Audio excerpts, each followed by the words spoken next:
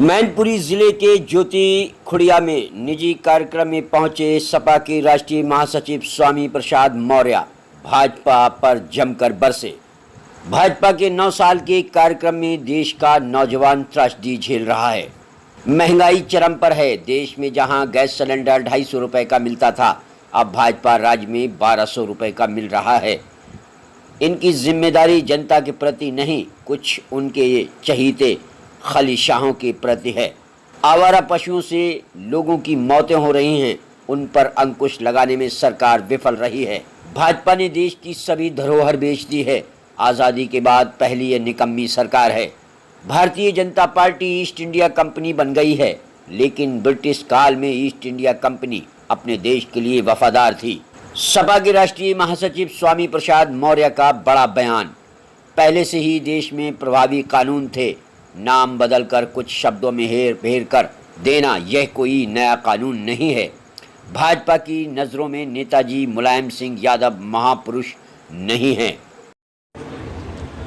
घमंडिया बोलने वालों का घमंड, यही इंडिया 2024 के लोकसभा चुनाव में भाजपा की विदाई करेगी। योगी आदित्यनाथ ने कहा कि कांग्रेस और सपा जब आती तो अनर्थ लाती है। आज ही बयान दिया है योगी आदित्यनाथ ने, आज ही कहा है कि सपा और कांग्रेस जब आती है तो अनर्थ ही लाती है। आज भारतीय जनता पार्टी देश बेच रही है, नौजवानों की रोजगार छीन रही है, महंगाई से गरीबों की कमर तोड़ रही है, किसानों पर चौतरफा मार पड़ रही है, छोटे मध्यम व्यापारियों को भी ईडी के अंदर ला करके तबाही के रास्ते पर ले जा रही है। लोकतंत्र को कुचलने के लिए भारतीय जनता पार्टी विपक्षी नेताओं के खिलाफ ईडी, सीबीआई, इनकम टैक्स का दुरुपयोग कर लोकतंत्र की हत्या पर उतारू है। आज यहां तक कि संविधान भी खतरे में है, क्योंकि भारतीय संविधान द्वारा प्रदत्त SC, ST, OBC का जो आरक्षण है, उस आरक्षण को भी भारतीय जनता पार्टी की सरकार शून्य करती जा रही है। और आज तो सच पूछिए तो पूरा देश खतरे में है, संविधान खतरे में है, लोकतंत्र खतरे में है। इसलिए लोकतंत्र बचाना है, संविधान बचाना है, देश बचाना है, तो 2024 में भाजपा को सत्ता से भगाना है। मौर्य जी, 2024 में जो चुनाव आने वाला है उसमें प्रत्याशियों को लेकर या दावेदारियों को लेकर राष्ट्रीय अध्यक्ष से कोई बात हुई आपकी अभी तक? देखिए, कुल मिलाकर के जब विपक्ष की सभी पार्टियां एक प्लेटफॉर्म पे आ रही हैं, तो सभी मिलकर के सीटों की बंटवारे की भी बात कर लेंगे। ये हमारा घरेलू मामला है, बीजेपी को चिंता नहीं करनी चाहिए। हम सभी मिलकर के एक के खिलाफ एक कैंडिडेट उतारेंगे,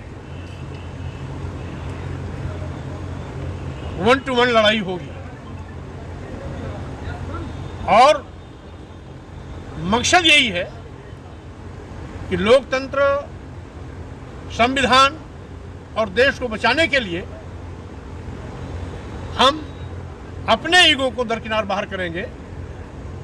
राष्ट्रहित सर्वोपरि को मान करके हम आपस में सीट का बंटवारा भी कर लेंगे। आज़ादी से एक दिन पहले भाजपा विभीषिका मना रही है, क्या दर्शाना चाह रहे हैं, किस राह पर देश को ले जा रहे हैं? अब भारतीय जनता पार्टी नौटंकी ज़्यादा करती है, काम कम करती है। आपने देखा होगा कि अभी इन्होंने अमृत महोत्सव मनाया।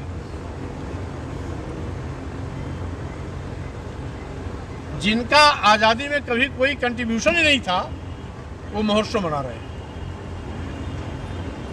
आज जिनको कभी तिरंगा झंडा से नफरत हुआ करता था, आज घर घर तिरंगा लगवा रहे हैं। इसलिए ये अपने पाप का प्रायश्चित कर रहे हैं कि जब हमें लगाना था तो मैं नहीं लगाया था, आज सत्ता में है, मौका है, जश्न मना ले, तो कम से कम देर आए दुरुस्त आए, अपनी गलतियों पर पछतावा कर रहे हैं। इसलिए हम लोग तो सभी हमेशा तिरंगा लहराते भी थे, तिरंगा फहराते भी थे, तिरंगा के लिए गीत भी गाते थे और तिरंगा का जश्न भी मनाते थे। इनको तो पहली बार मनाने का मौका मिला। ऐसा सत्ता पक्ष का आरोप है, आप जानबूझकर हिंदू ग्रंथों पर उंगली उठाते हैं। अभी तो मैंने उठाया नहीं, लेकिन लगातार चर्चा में रहते हैं। आप पूछ रहे हो तो हमको बोलना पड़ेगा जी। तो हम उठा रहे हैं कि आप उठा रहे हैं? अब चूंकि सत्ता पक्ष कहता है तो हमारे चुनाव आयोग की टीम में सीजीआई को शामिल नहीं करना क्या दर्शाता है? चुनाव आयोग की उसमें सीजीआई को शामिल नहीं किया जा रहा है।